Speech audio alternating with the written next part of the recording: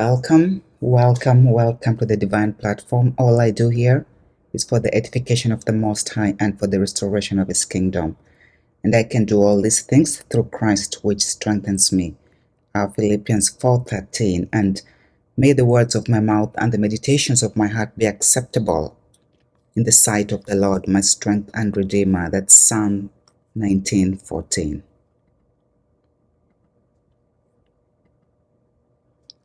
Okay, welcome back, and thanks for coming back again for part 3 of this series.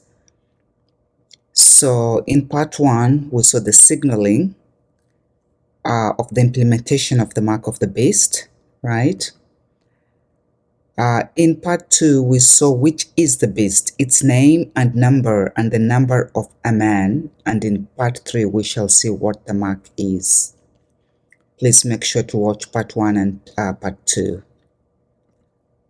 So in this part, we identify the actual mark and show how it is the mark. And I will deal with the nuances of the name of the beast, like I said I will do earlier. So additionally, we show other identifiers of the beast. It's not just the one name that we saw, the orangutan. It has other identifiers, and that's what I'll show you here. Revelation 13:17, and that no man might buy or sell save he that had the mark or the name of the beast or the number of his name. So let's look. The beast is the orangutan. It's a specific beast that whose name equals to 666, but it is part of a larger classification. It's a primate. Okay, and it's interesting. Primate sounds almost like playmate. Okay. So according to this taxonomical chart, the orangutan has its common species. It's the gorilla, the chimpanzee, the bonobo, and humans. As we go up the chart, we get to the superfamily of Hominidae. Like homie, that's my homie, sounds like that, right? Next up, we have the catarrhine, then simiforms as the infraorder. The suborder is the Haplorhini, which sounds like harpo, so keep that in mind because I'll talk about it in part 4. So technically, what I've shown is that this is the common species: the orangutan, the gorilla, chimpanzee, bonobo, and human. The family is the Hominidae, the superfamily is the Hominidae, and then the suborder is the catarrhine, the infraorder is the simiforms, the suborder is the Haplorhine, okay, and it's a primate. So technically, the orangutan can be identified as any name from the suborder all the way to the common species, okay. So these identifiers again are Haplorhini, simiforms, catarrhine, hominidae, and then all the way to this. If the simiforms identifier is used, then it means any of the other species in that order can be assumed to be identified or noted by use of that name, unless it is specifically within a common species family. So in the same vein, any of the other species within the common species can assume the same attributes. Okay, so an orangutan, like a gorilla, like a chimpanzee, is a simian. But any other, all these are simians, basically. But since this is the identified specific one, we kind of focus more on this. And these are supposedly the most advanced genetically of the apes. So it just makes sense that these are the ones that will be also part of the identification. Okay. So, I know why I put this here. According to Genesis, God created man. Okay, Genesis 1:26, and God said, let us make man in our image, after our likeness, and let them have dominion over the fish of the sea, and over the fowl of the air, and over the cattle, and over the earth, over all the earth, and over every creeping thing that creepeth upon the earth. So God created man in his own image. In the image of God created he him, male and female created he them. So I just put that there because of this human here being part of a primate. We need to realize that we are talking about two different, I don't want to say entities, but totally different people. So man and human are different. Human contains some man and animal DNA, but man is made in the image of God. They don't have any animal DNA. Anyway, so these are simiforms. We're going to look at this one first here, the simians. So simiforms is that infraorder of primates. This is where the name simians derives from. And although not formally defined, simian can and is normally shortened to sim. So what is a sim? A sim is a subscriber identity module, commonly referred to as a SIM card. This is an idea which works on RF technology. So it is kind of an RFID or part of that technology. The implant technology in humans is a SIM, which bears the mark of the beast, the SIM. A simian, that's part of the mark of the beast. They are simiforms, they are simian. So sim is the mark of the beast. Additionally, if we see here, where is it? Yeah, here. It's a simulation. It's short for simulation, SIM.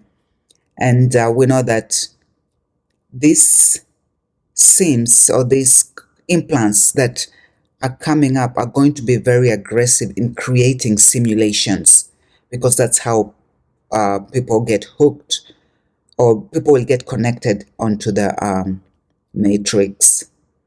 So again, the subscriber identity module, SIM, is one of the marks of the beast.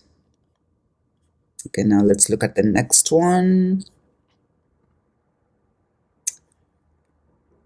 Okay, so the SIM will be used to simulate life like in a video game, and to connect those who have the mark to the fake grid or the matrix.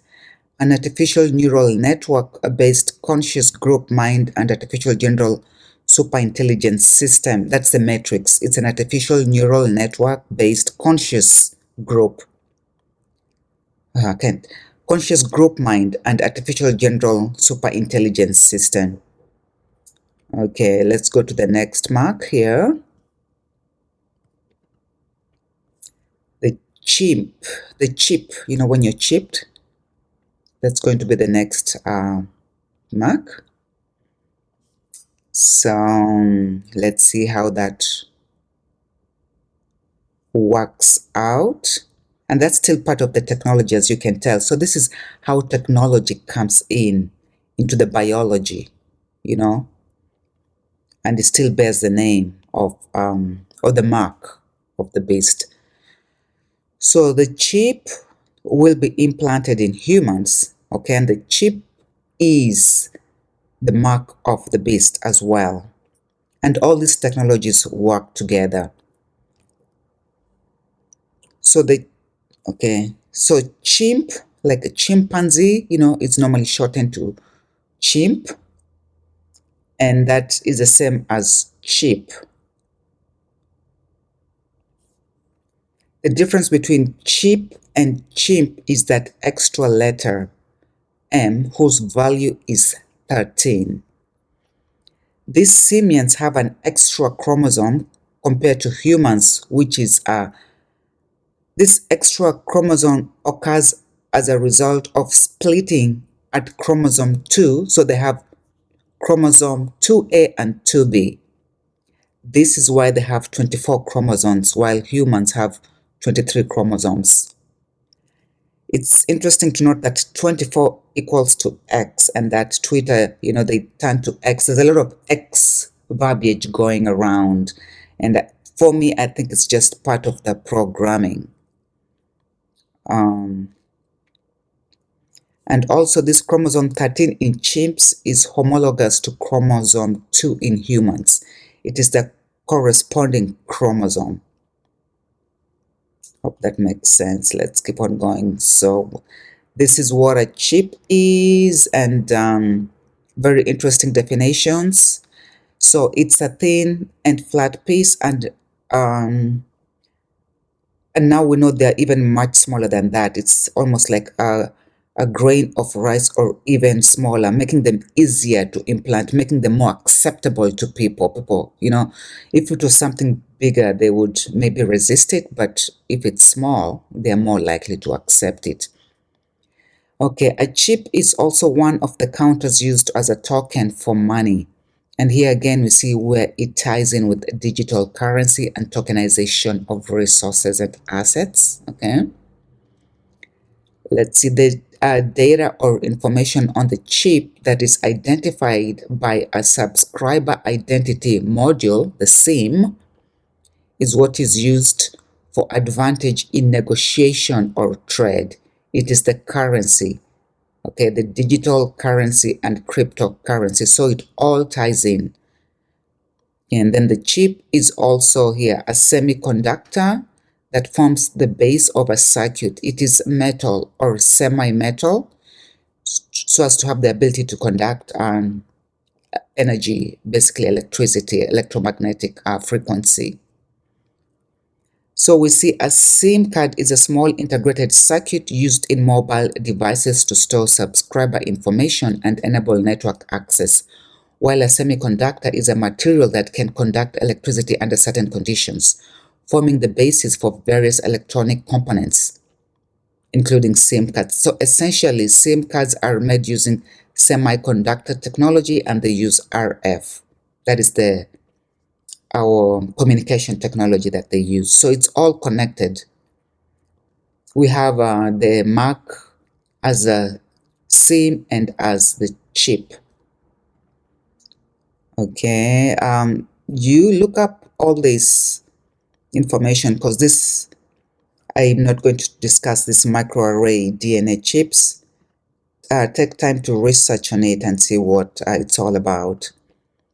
Okay, let's get back to the chip. So we see chimp, like chimpanzee, can be rewritten this way, M chip. Okay, we saw M is the 13th letter. And now we know that Apple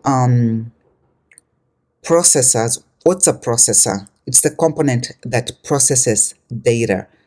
Okay, and Apple released their first native processor, and I use the word native loosely here, in November 2020. Until then, they were using Intel processors. So this is exactly 1 year after the jab, the 19 disease was introduced to the world. Is it a coincidence? I think not.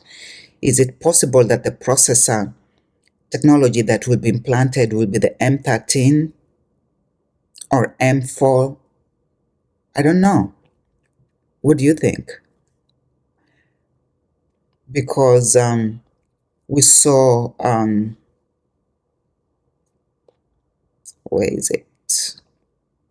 Here, about the M13. And this is homologous with chromosome 2 in humans, but the simians have a split in that one. So it's all about this 13. And maybe that's why they obsess about 13 being an unlucky number for them, So basically, the chimp is the other identifier, M chip, M13.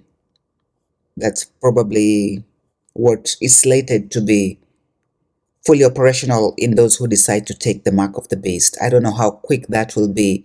I don't know if they introduce a chip every year or 2 a year. I don't know. So the chip will have an address. It will be a MAC address, which is a unique identifier used for a network interface or access. And And it's been shown that some of the people who got the jab 19 have been shown to have a MAC address already.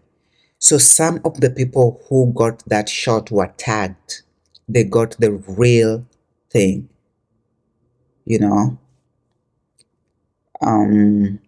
So the SIM uniquely identifies the item or person, while the MAC address is used to interface with the network or the matrix. And these numbers or these identifiers are subsets of each other.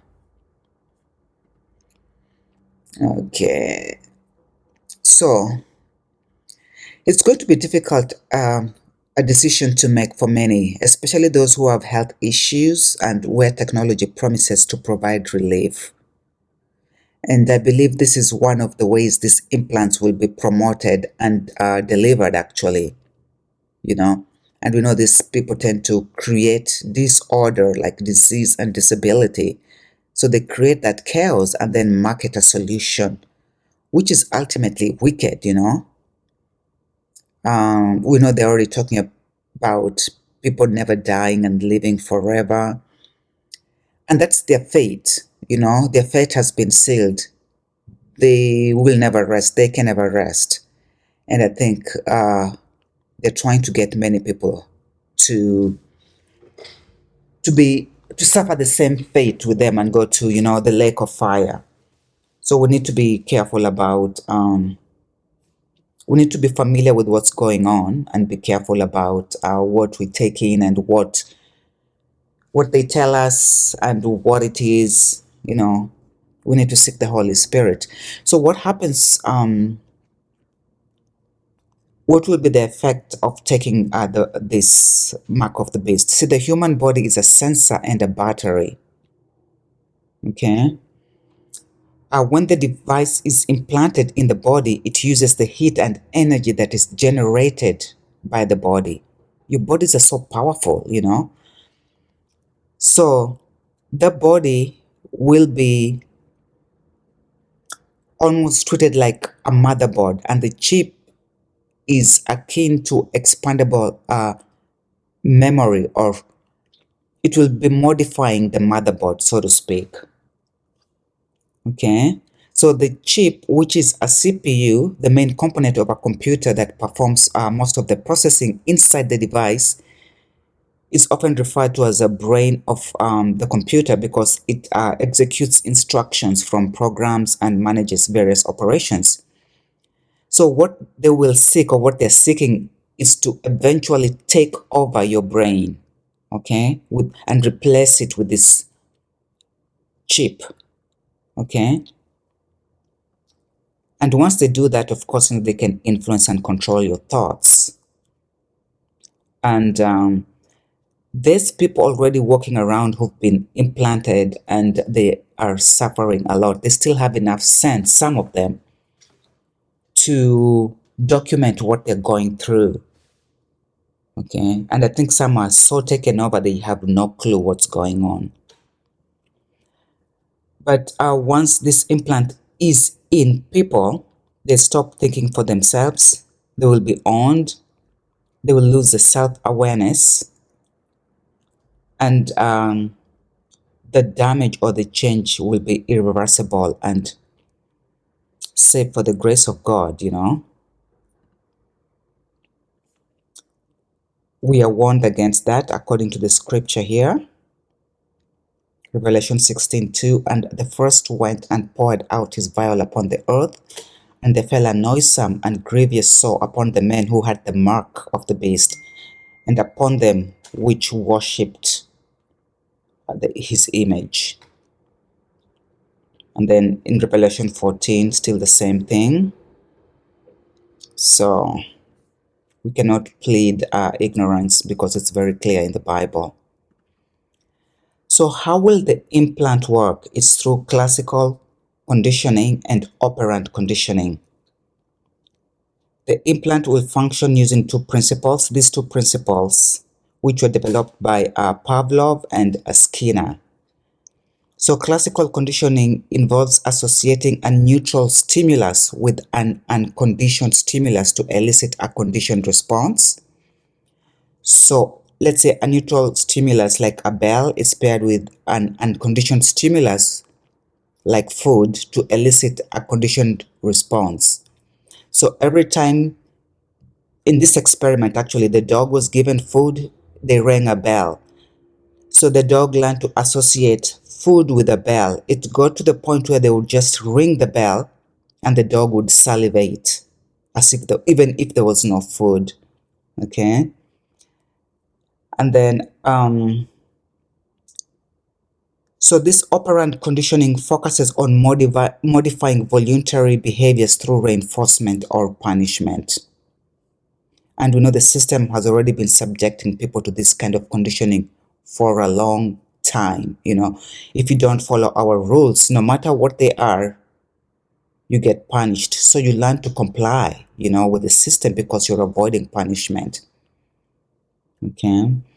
Operant conditioning refers to learning through repetition, reward, and punishment. When you learn through the operant conditioning method, you're explicitly trying to change your conscious behavior. By contrast, classical conditioning occurs when you subconsciously or unintentionally associate a stimulus with a response. Okay. So,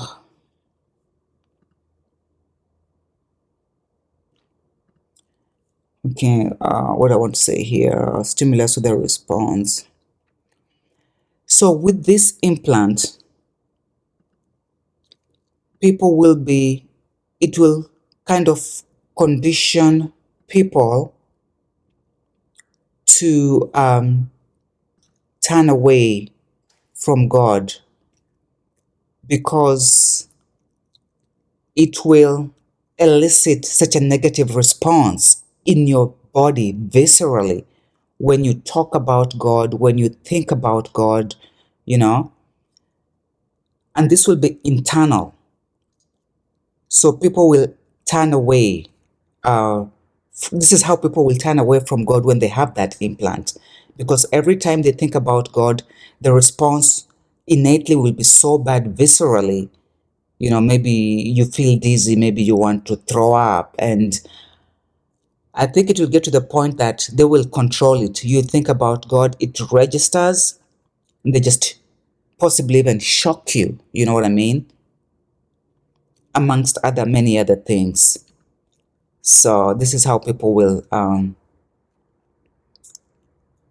turn away from God.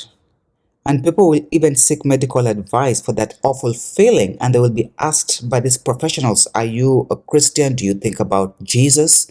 Do you think about God? And if they say yes, then they'll be told, oh, maybe stop thinking about that. You know how they tell you these things so innocently. You think, oh, he's a specialist, I'm going to do what he says.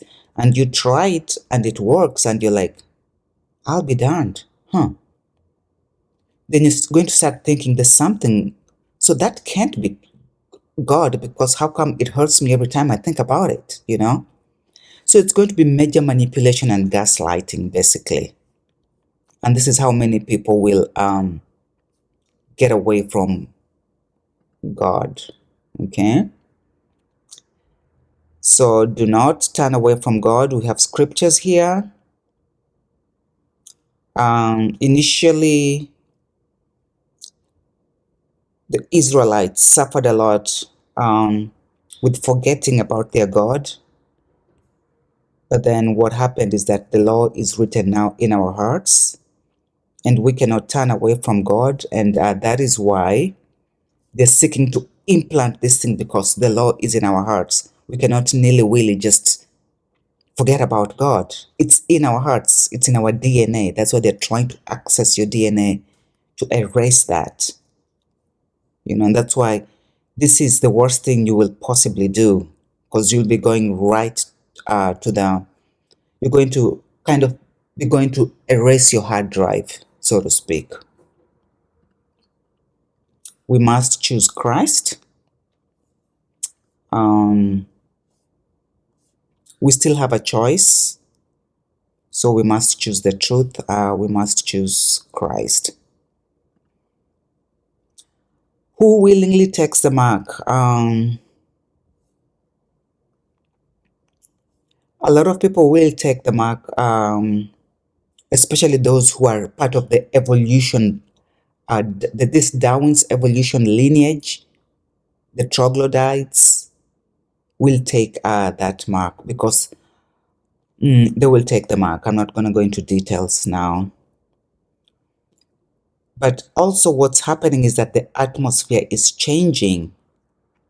And some people will be forced to take the mark for survival. It will be a life and death issue just because of the atmosphere, the radiation. So these people will either take the mark or they will die. It will be an either or situation. And they'll be promised to live forever in these smart cities, which will have kind of an artificial atmosphere that will protect them. So, yeah. What they're doing, what they're trying to do is seeking for the God gene. And I think with all their evolution and research, the smart scientists, wicked, they're unable to find that God gene. So what they're going to do is bring everything else down. They can't get up there, so they'll bring other people down to kind of create that uniform environment. They're obsessed with everything being the same, looking the same, acting the same. So that's what they will do. That's called speciation. Then I always wonder, why are they obsessed with these primates? And I don't know.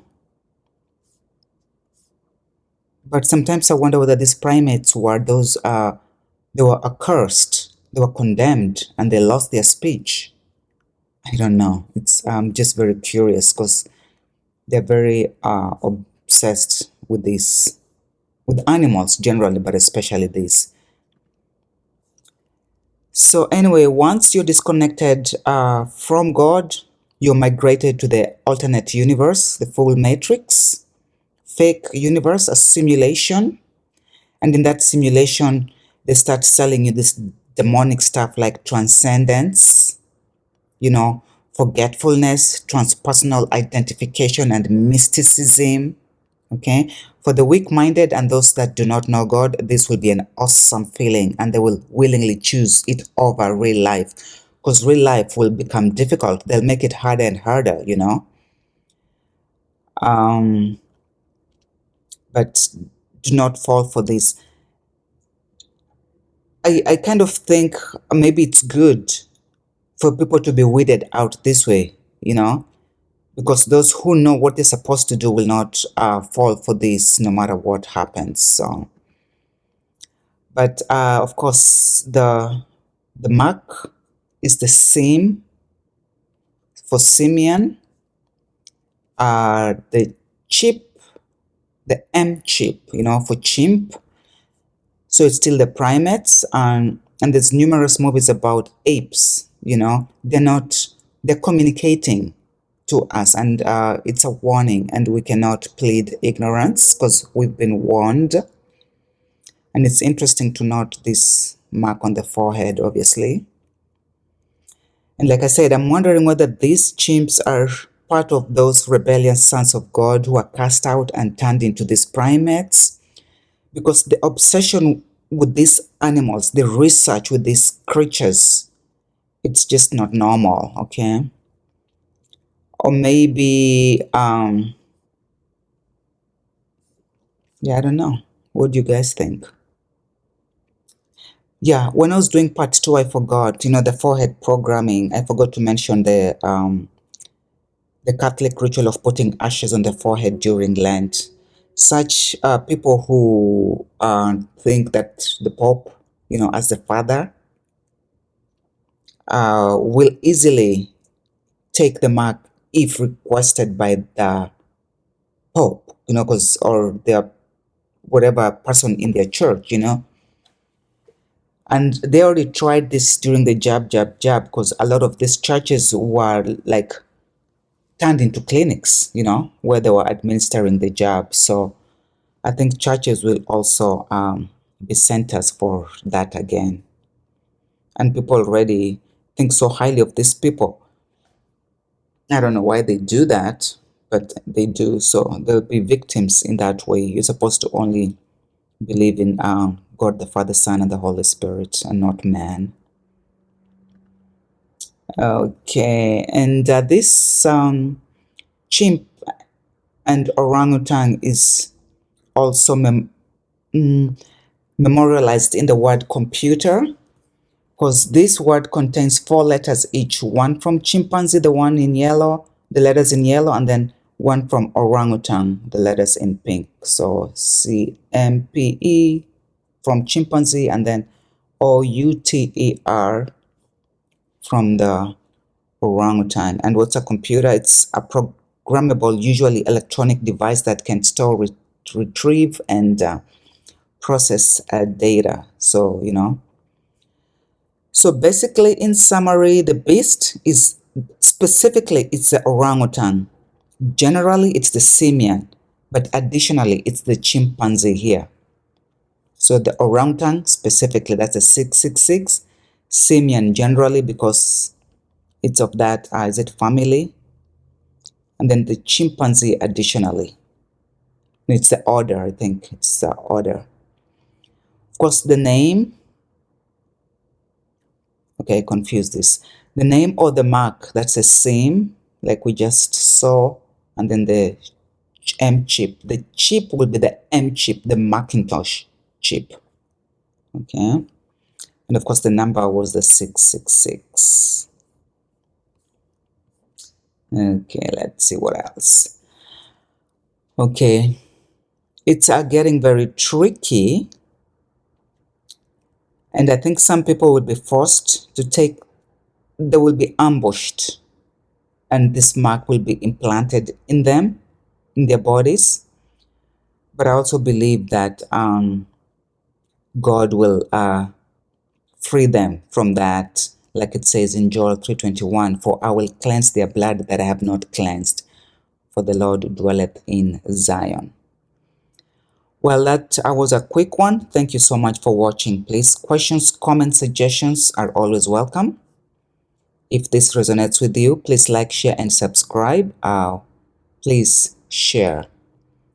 Remember, all is truth. There can only be truth. Everything else is a distraction. Do not be distracted. Part 4 is coming up soon. Thank you.